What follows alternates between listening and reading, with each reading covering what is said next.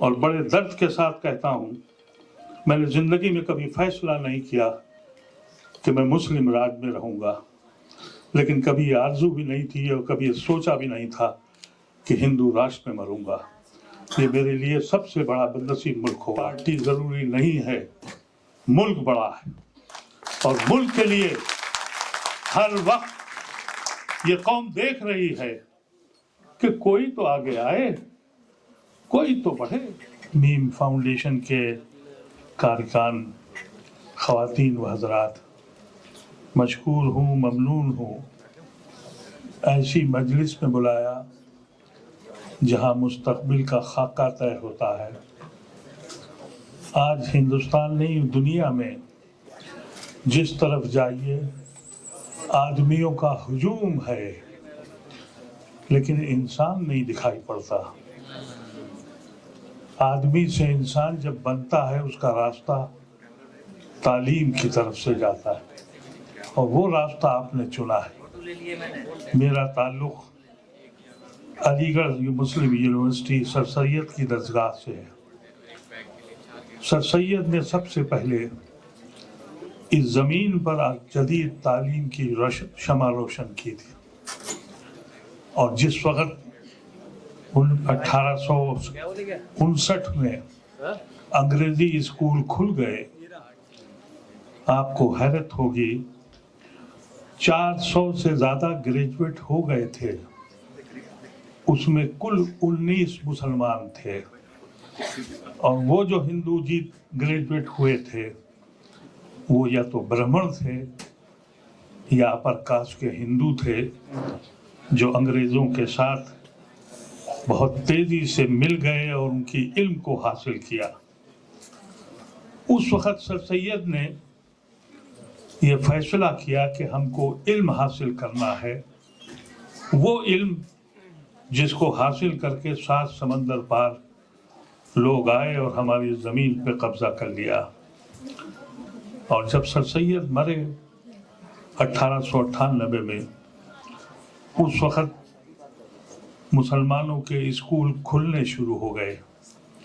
لوگوں کی یہ بات سمجھ میں آ گئی کہ تعلیم ہی زندگی کا مقصد ہے اور ترقی کی راستہ وہی ہے۔ اس لیے کالجز کھلے، جامعہ ملیہ کھلا، فیضان کالج کھلا، شبلی کالج کھلا۔ 1930 کے آتے آتے کچھ دیوانوں نے یہ فیصلہ کیا کہ ہم زمین بانٹیں گے۔ ایک زمین بٹی، دل بٹے، اور ہم دوسرے درجے کے شہری ہو گئے 1947 15 اگست کو۔ وہ اسکول جو اسلامیہ اسکول ہوا کرتے تھے ہر ضلع میں، یو پی اور بہار میں خاص طور سے ہر ضلع میں اسلامیہ اسکول کھلے گئے تھے، لیکن جب ملک آزاد ہوا، 15 اگست کو ملک آزاد ہوا، 16 اگست کو ہم مجرم قرار پائے۔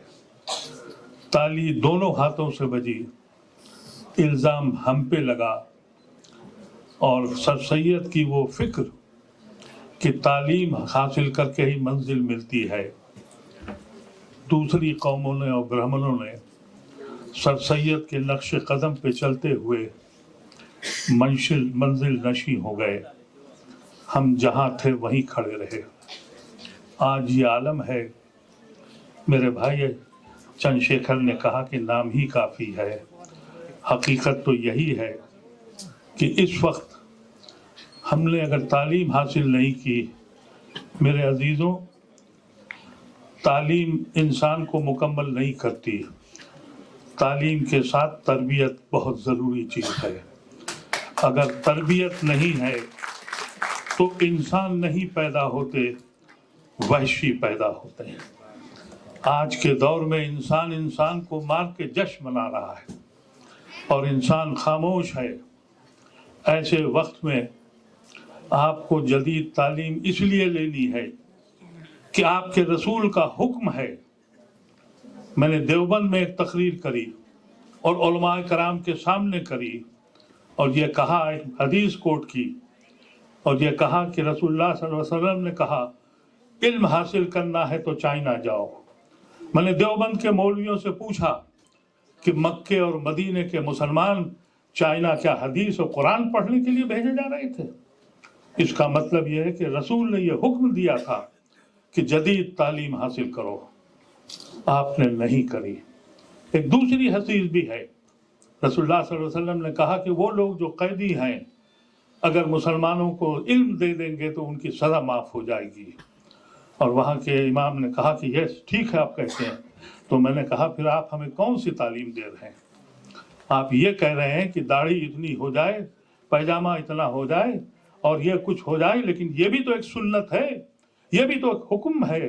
آپ نے ہمارے رسول کے حکم کو ہم تک پہنچایا نہیں۔ اس کی صرف وجہ یہ تھی کہ 1857 میں سب سے زیادہ قربانی علماء کرام نے دی، سب سے زیادہ موتیں ان کی ہوئی، شہادتیں ان کی ہوئی۔ علماء کرام انگریزوں سے لڑتے لڑتے انگریزی سے لڑ بیٹھے، اور ہم کہاں تھے کہاں چلے گئے۔ آج اس دور میں تعلیم ضرور دیں لیکن تربیت کے ساتھ دیں۔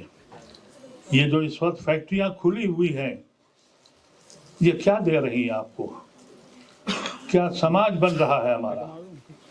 ایسے سماج میں، ایک ایسے ملک میں جو روز قسطوں میں ٹوٹ رہا ہے، جہاں روز ہم دیکھ رہے ہیں کہا یہ جا رہا ہے، پولیٹیکل پارٹیاں کہہ رہی ہیں کہ ہم کو آئین بچانا ہے، سنویدھان بچانا ہے۔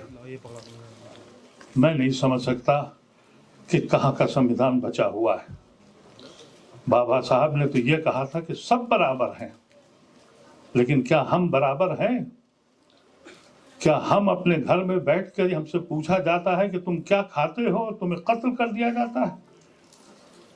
ابھی پارلیمنٹ میں تو قانون نہیں بنا ہے، لیکن وہ لوگ جو آج عدالتوں میں بیٹھے ہیں ججز کی حیثیت سے، میری سمجھ سے جج جو ہے وہ زمین پر اللہ کا نمائندہ ہے، منصف ہونا چاہیے اس کو، لیکن جج فیصلہ کیا کرتا ہے؟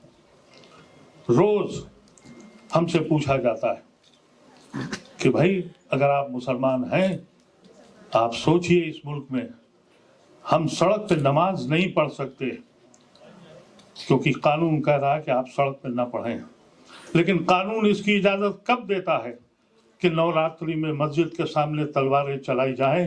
یہ کیا قانون اس کی اجازت دیتا ہے؟ لیکن پارلیمنٹ میں یہ کہا جاتا ہے۔ میں جب پارلیمنٹ میں تھا، میرے عزیز، میں آپ کو واقعہ بتاتا ہوں، میں خوش ہوں، شکر گزار ہوں کہ آج کی پارلیمنٹ میں میں ہوں نہیں۔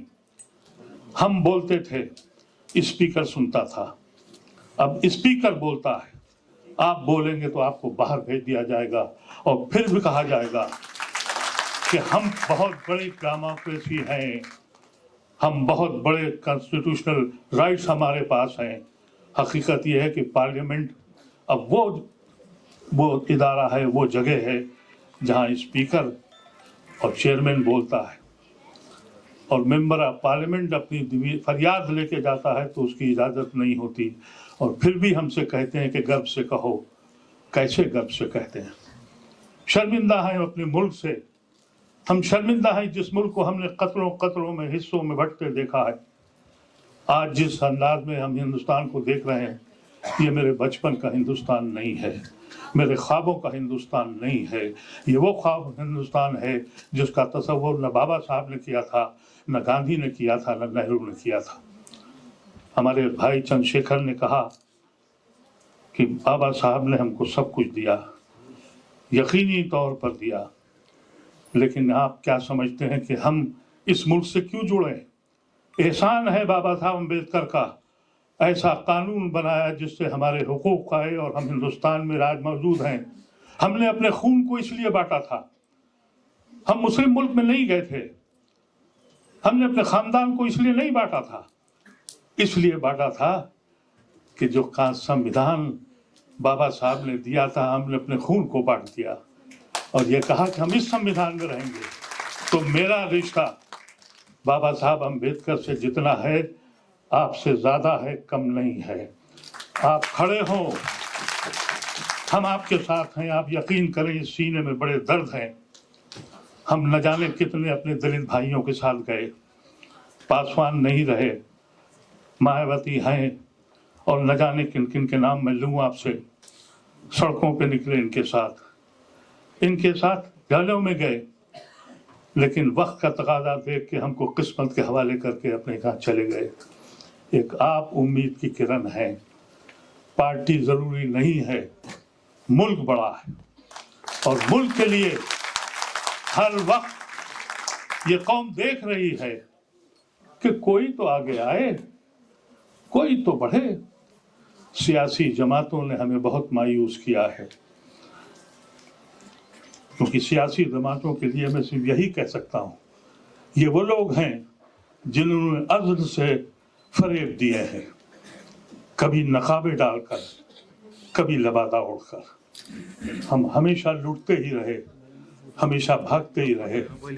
एक नौजवान चिंगारी को जब हमने देखा, एक उम्मीद की किरण आ गई।